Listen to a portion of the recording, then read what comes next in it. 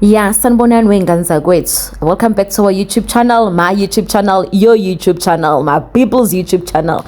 Today, we're speaking about Musa Khawula.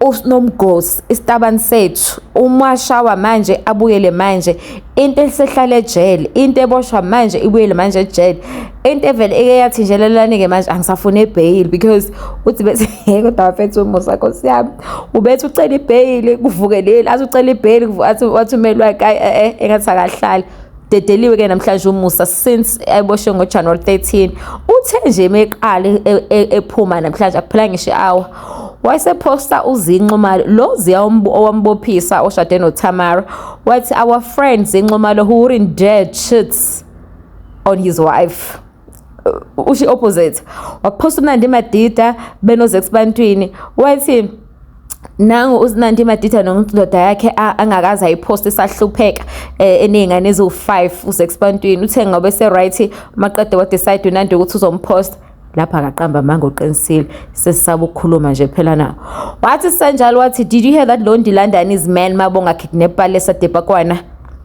wathi nje bathe befika lapha endlini ku live location kanti behambisile live location uDebakwana afika abantu bafika kulengisa umbese odongene but engasekho yena uDebakwana sathi senjalo wabuya umusa wathi happy birthday wathi nangu ulesethu lesedingane kaKarabo esoku generation wathi nangu well her name is Connie wathi nangu indodakazi yaKarabisho uthe nobaba wakhe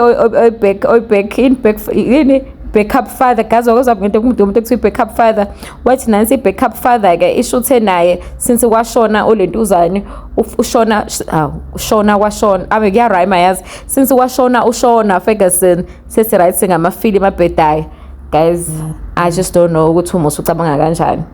Anyway, so this is the story now.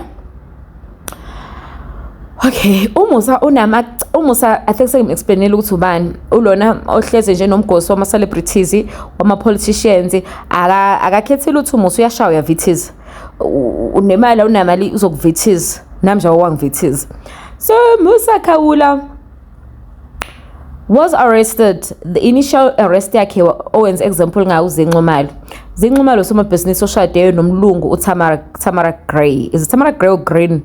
Nababelungu nento ezibheda kodwa kunjalo kodwa ke anyway South Africa lakudala kuthiwa akacheat uziwe ngokuzola Nkosi yami shembe nami uzongibopha hayi mina phela kangibopha thela sisho into esho umusa mina zinje ngangiqala Nkosi yami abantu abakwazi lana angisifanga isithombe sakho abantu bala bekhezeni podcast abazi next abazilutho bazazela uMaskandi wena ziwufundile kwathi mesuka ke lapho ke umusa wabhala wathi akacheat lo cheat ubuya ngokuzolala inkosikazi yakhe imithi uyicheathela wadina umlungu imithi endlini wathi uziwe na ungazi ukuthi ngubani amvulela icala ambopha amaphoyisa waphuma wabuya futhi umusa phinde wabhala wamphindizela ngaphakathi uthi kumusa ke wathi kusaka kanjalo bhala ngofikile embalula nonkosikazi wakhe basho sibadla 45 million kwasho waciba ama million asuka ufikile embalula mfaka icala naye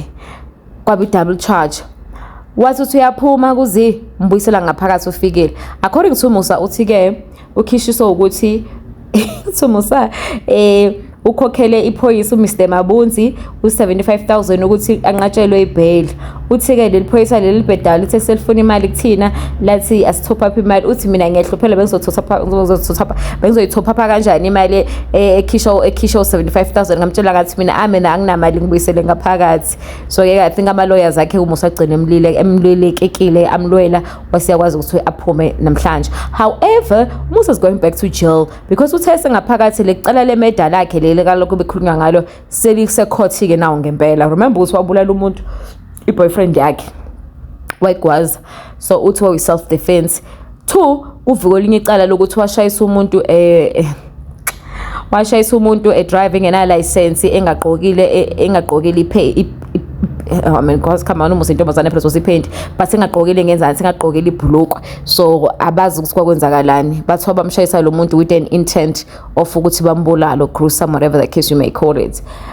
But Musa Khawula is back for now. I'm going to say for now because he's definitely going back to jail.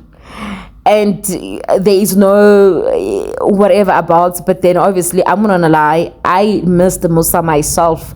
It's when you open Twitter, you just want to see that pinkish thing, whatever, and you know it's Musa. He's about to go sip. But anyway, we want to welcome Wendy Lights, you know, Musa Khawula in the gossip zone. Let him gossip one more time.